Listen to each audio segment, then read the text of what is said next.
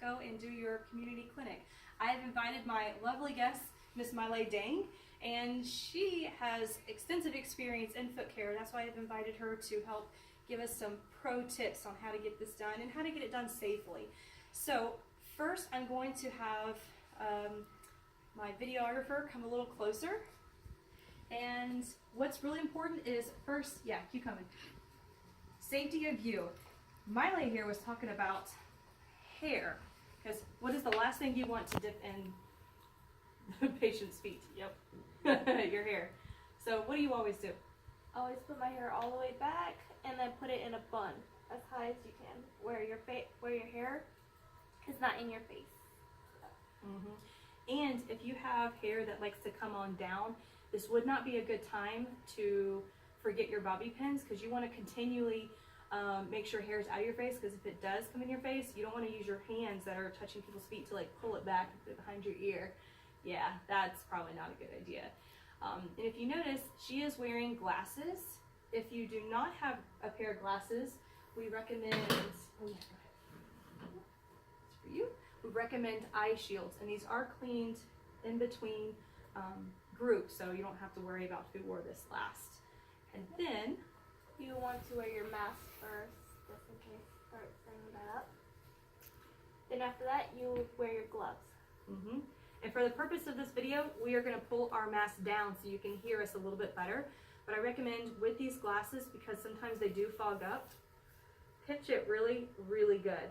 Because if not, you're going to end up with foggy glasses that you're going to need a little windshield wiper for. As you see, Miley is sitting on a stool. This is a comfortable position for her to be in, so her back is not going to be leaning over so much. Yeah, we're not going to hunch all the way over. So if we have to move, we can just flip back a little bit and then move and position ourselves. This is what people are going to be putting their feet in, and we have voted that this time we are going to put a liner in it. And until I can get real professional liners, oh, I'm going to have to find a bigger one. Yeah. Okay. So there is a liner that's going to go right in here. Put that there. Make sure to put in a little bit of this blue powder. What is the blue powder? It's kind of like a sea salt almost. It's like a sea salt. It's supposed to give their skin a little bit more softer. It makes them a little bit softer, and it gives off that aroma where everybody can relax. I would measure it by the first line first, but you would want to put this in first before the water.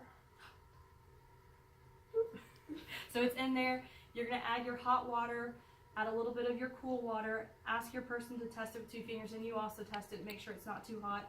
I mean, honestly, lukewarm water is probably the goal versus the steamy bath. Lukewarm is fine.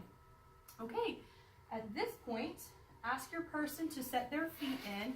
While they put their feet in, you can either do one of 2 things, begin chit-chatting with them, or if you don't have your plate already, this would be a great time to go and get your plate ready. Your team leader will have all of these items prepared, and it will be sitting up on the side. What is on your plate?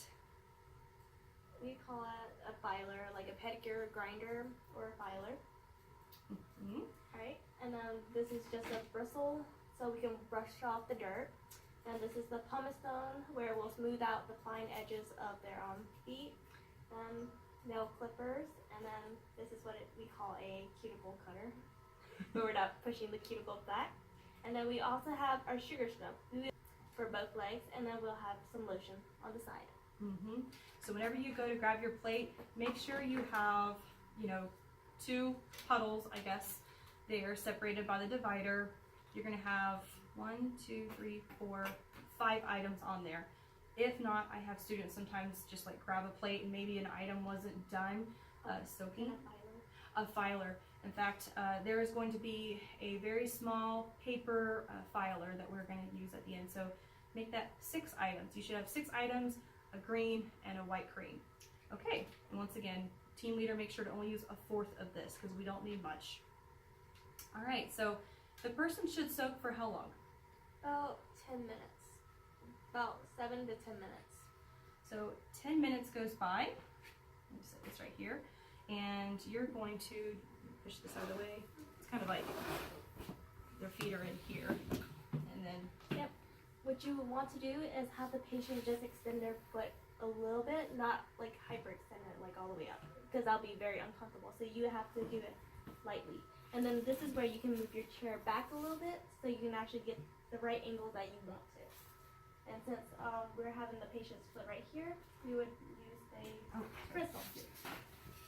For the bristle, you would want to go around the toes and in between very gently to scrub off all the dirt. And then after that, you can just dip it in water to clean off the bristle, and then you would go right on the side, and then down the side, and then on the side again. If their foot is a little bit heavier, then you can prop it up. But if they're like, since I'm used to it, I usually support their foot by holding it down here, by their heel. And if you notice that your person is trying to overcompensate and like they're holding under their leg, then you would want to lower their legs to make sure that they're feeling comfortable as much as possible. Very cool. Okay. And then after when you do that, then this is where you're gonna prop their leg, and then you're gonna cut their toenails. And then, so the first thing we're gonna do is use the clippers. And then with the clippers, Kylie, you might as well come in to show this. Alright, for this end, the sharp end, you do not want to go close to the patient's skin. You would want to go out a little bit further and start clipping. So that way you don't actually cut somebody and then have them like get an infection like that. But after when you cut a little bit, you can file it down so it'll be smooth as possible. But you don't want to like clip at the corner where their meat is at. What she's saying is whenever to clip, don't use that edge to clip into that corner. You know, honestly comes as your, if I hear you correctly, come a little bit more straight on. Is that what you're saying? Yeah, like come on to the side a little bit and then go from right there and then go in. Because you're not like doing like this. That would hurt the patient, but or the client. But you would want to go to like a slight, I want to say 45 degrees. Yeah, actually that's about right. Come out at 45. Yeah, but not close to right there. Just like on the edge a little bit, like where they got it right there. And the goal is to clip straight across, and you can file that edge down a little bit. Don't try to like clip in to make a curve. Excuse me. Yep, and then after once when you get in, that's where you can actually.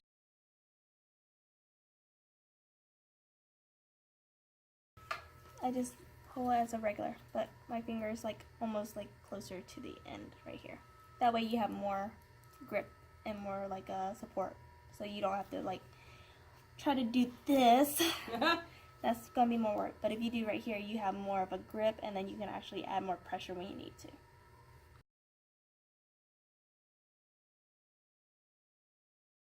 If it's like a lot of thickness, I would probably file it down just as much as as possible, smooth it, and then find a good entrance. And then if it's still thick, I would just file just a tad bit until it's smoothed out, and then just go a little bit shorter. And then even if you find a good way, like even if the toenails thick up here, it won't be thick as down here. Okay. Because that's how most of my clients are. They're thick up here, but not thick down here. So you'll file the top part just like a slight bit, not too much where you like have it like all the way down to the meat or nub. That's how I say it. But and then you'll just clip it very gently.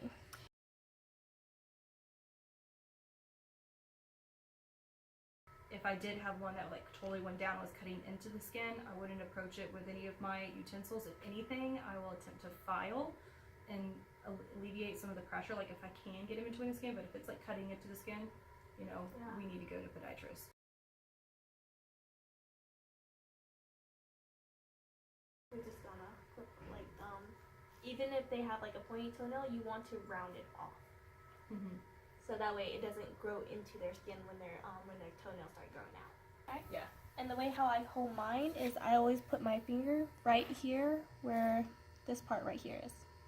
So that way you have more of a better grip, versus if you were to do down here, you wouldn't know like how to clip it. It'll be more harder for you. So the best way is the closer, the better. So you clip, and then you can switch over, same way. Put your thumb right where that part is, and then clip. Nope. Yep.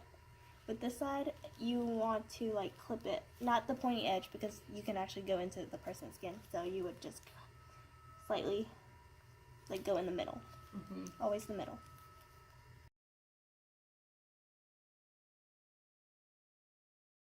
just like add a little pressure, but don't tug.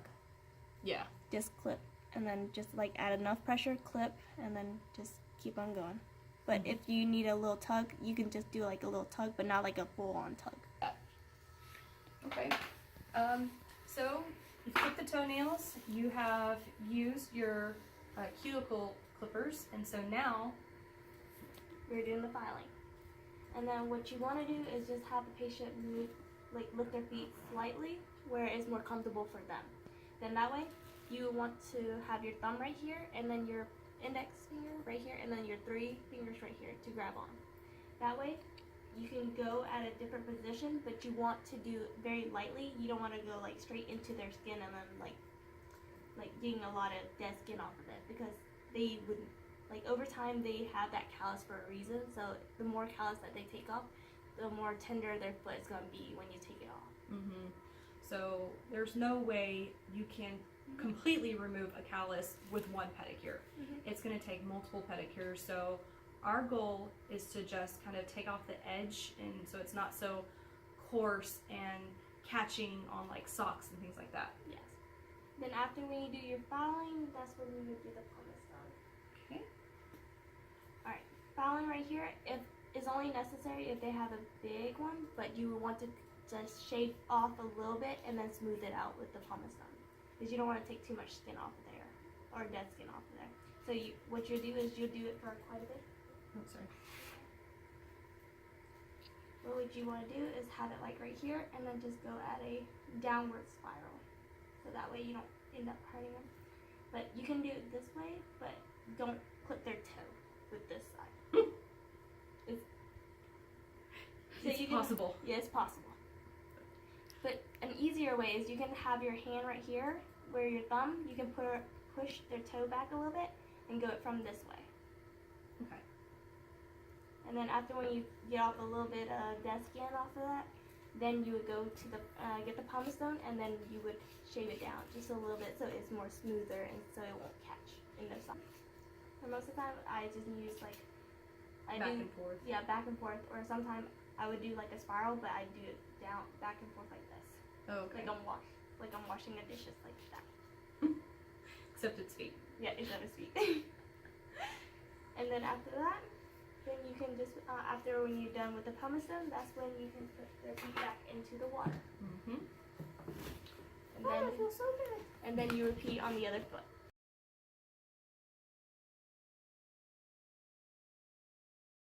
Oh, I forgot I mentioned if they have a sore, go around it. You don't want to pop it either. Yes. If they have a blister, don't pop the blister. The blister should rupture on its own, and reason being is that the skin at the very inside or inside the blister needs to actually develop and grow. So if there is a blister, we're not to rupture it. The patients need to be encouraged not to rupture it either. All right, she's done with that leg, or the student is done with that leg. So we're going to pull the original leg back out. And then put it back on here. And then next we'll be doing the sugar scrub. Even though you only need 1/4 of it, you just dip your hand in it. Oh, I'm sorry, I was going to take it and just dump it right on the plate. So they'll have on their plate a big pile of sugar scrub. Yep. Right, and then after that you get a little bit, just like half of it, then you rub your hands. But what you want to do is you go from the knee and then all the way down. And then down to the foot, and then you can actually massage and then try to get it all in there. Mm-hmm. And then after that you can actually put the patient's foot in, and then you'll do the same thing with the other foot. Right, and then after when you do the knee on down, and then you grab the patient's foot and then go like all the way back up, like that. And make sure you get it, and then you can put the patient's foot back in. And then this is where you'll wash it. Wash it off. Like you'll grab a little bit of water, not too much to splash it, but you will want to wash all the sugar scrub off so it doesn't irritate the client's foot or skin. So you would just like use like a bit of water to just like wash away the sugar scrub. And so now they are going to have some wet legs that probably feel amazing because they just got a pedicure. And then here comes the last part, is we're going to dry. So ask the person to pull their leg back out, all of the sugar scrub is washed off. Try to use one towel per person. We're going to have roughly 3 to 4 of these placed under every single one of the stools. This is not all for one person. Spread out below, so one drying towel per person. Yep. So you want to do like that in a spiral. And then just go back underneath, and then you can lift up their foot to wipe it like that. And then you can ask the other patient to lift up their foot. Yeah, I don't know what I always do. I always tap on their foot to let them know that we're ready. Like, just give them a signal, like, tap on Hey their yo! foot. And then you can just wash it and dry it. So before lotion, before the powder, if they do have any rough edges, take that file and make sure to file it down. So then it's going to have a nice smooth finish.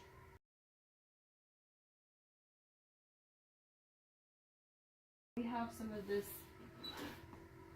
athlete's foot powder. Sprinkle, lightly on them. I don't recommend like chunking it on there. What I usually do is I put it on my hand and then I rub it all in between their toes and such. If their feet don't have the wet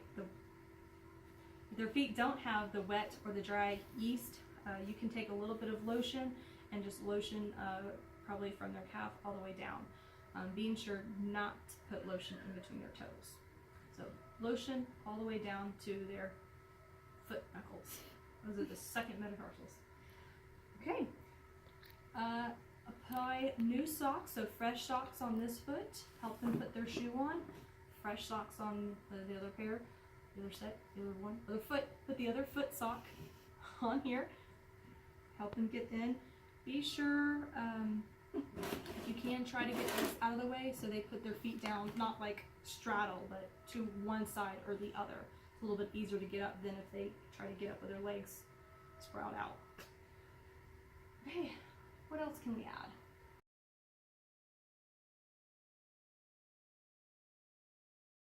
The talking points. Here's the talking points you need to say to your patient. Lotion is important not to put between the toe because, and you will probably remember this from our diabetes lecture, that it creates a really moist environment, which is perfect for bacteria, even though it may not be a harmful bacteria, but if there's a skin breakdown, it's going to grow uninhibited, especially in our diabetic person's foot. Another thing is that patients need to change shoes as often as they can. This is because they have different wear patterns and they could potentially cause a blister on one side of the foot or the other.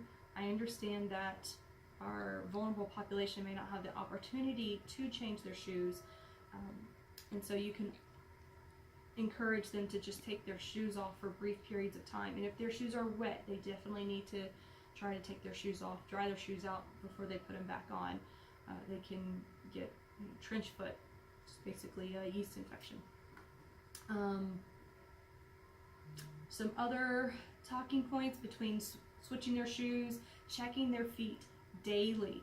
Make sure you look down and to see if you have any sores. If you do have a blister, be sure to treat it.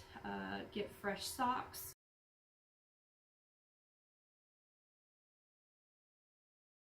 It may not be a bad idea to get looked at by a physician because you may need special treatment to, sometimes they will remove the toenail.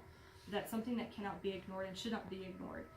Seeing a physician is actually cheaper than having an infection, and then the infection gets in the bone and then they gotta actually amputate the leg.